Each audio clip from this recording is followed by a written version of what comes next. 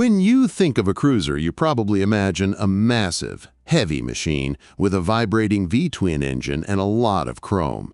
But Kawasaki has always done things differently. Enter the 2026 Kawasaki Vulcan S. This isn't just another cruiser.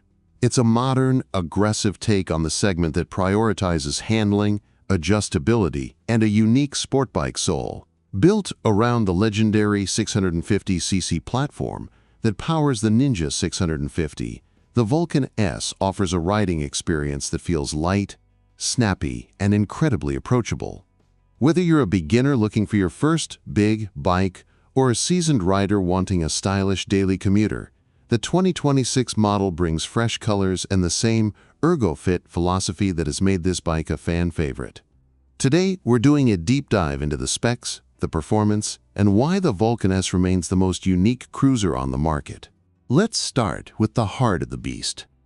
The 2026 Vulcan S is powered by a 649cc parallel twin engine. Now, most cruisers use a V-twin, but Kawasaki's use of a parallel twin with a DOHC 8-valve setup changes the entire character of the ride. The engine is liquid-cooled and fuel-injected, putting out approximately 60 horsepower at 7,500 RPM and 62.4 Newton-meters of torque at 6,600 RPM. Because this engine is derived from the Ninja 650, it loves to rev, but Kawasaki has tuned it specifically for the Vulcan. You get a smooth, linear power delivery that focuses on the low to mid-range torque.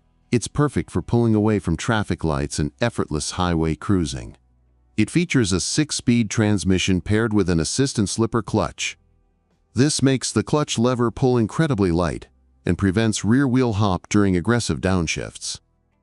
Plus, it's Euro 5 Plus compliant, meaning it's cleaner and more efficient than ever. If you're tired of the heavy vibration of traditional cruisers, this parallel twin will be a breath of fresh air. The biggest selling point of the Vulcan S is something Kawasaki calls ergo-fit. Most motorcycles force you to adapt to them, but the Vulcan S adapts to you. You have 3-position adjustable foot pegs and adjustable clutch and brake levers. Through the ergo-fit system, dealers can help you choose different seats and handlebar configurations to match your height. Speaking of height, the seat sits at a very low 705 millimeters. This makes the Vulcan S one of the best choices for shorter riders, or those who just want the confidence of having both feet flat on the ground. Despite its cruiser look, the ergonomics are surprisingly neutral, giving you a commanding view of the road without the awkward reach found on larger bikes. Cruisers aren't usually known for their cornering abilities, but the Vulcan S handles more like a sport tourer. It uses a high-tensile steel trellis frame that keeps the bike feeling narrow and nimble. In the front, you have 41 millimeters telescopic forks with 130 millimeters of travel. But look at the rear. Kawasaki used an offset laydown single shock with a linkage. This isn't just for style. It allows for a more compact design and provides 7 levels of adjustable preload. With a curb weight of about 229 kilograms and an 18-inch front wheel paired with a 17-inch rear, the Vulcan S is incredibly stable at high speeds, yet surprisingly easy to flick through corners. This is a bike that won't fight you when the road gets twisty. To keep all that performance under control, Kawasaki has equipped the Vulcan S with a solid braking package. The front features a large 300mm single disc with a dual-piston caliper, while the rear has a 250mm disc with a single-piston caliper. Dual-channel ABS comes standard on all 2026 models, providing that extra layer of safety when road conditions get unpredictable. The bike sits on high-quality rubber, a 120/70ths R18 in the front, and a wide 160/60ths R17 in the rear. That wide rear tire gives it that classic cruiser stance without sacrificing the agility we've been talking about. For 2026, Kawasaki is offering the Vulcan S in several flavors depending on your riding style. The standard is your blank canvas. The Performance Edition adds a sporty windscreen and a throatier exhaust. The Tourer and Light Tourer packages come with saddlebags and windscreens for those weekend getaways. The 14-liter fuel tank is well-sized for this engine, offering a range of about 20 to 25 kilometers per liter, depending on how hard you twist the throttle.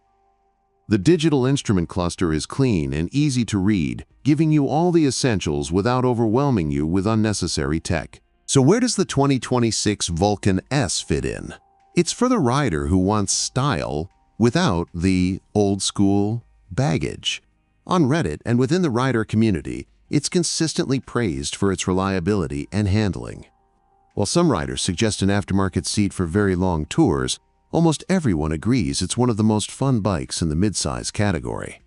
For 2026, we see stunning new colors like metallic graphite gray and the deep metallic imperial red. It's a bike that looks as good parked at a cafe as it does carving up a mountain road. Is the Vulcan S the right cruiser for you? If you want sport bike DNA in a cruiser body, the answer is a resounding yes.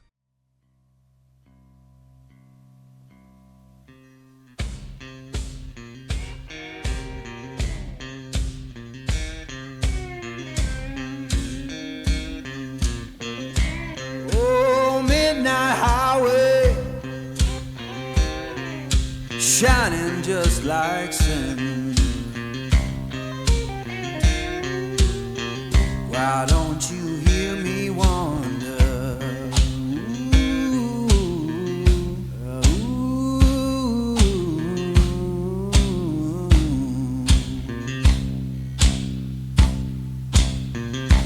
Tell me, river, where your current flows. Why don't you hear me wonder? Ooh, ooh.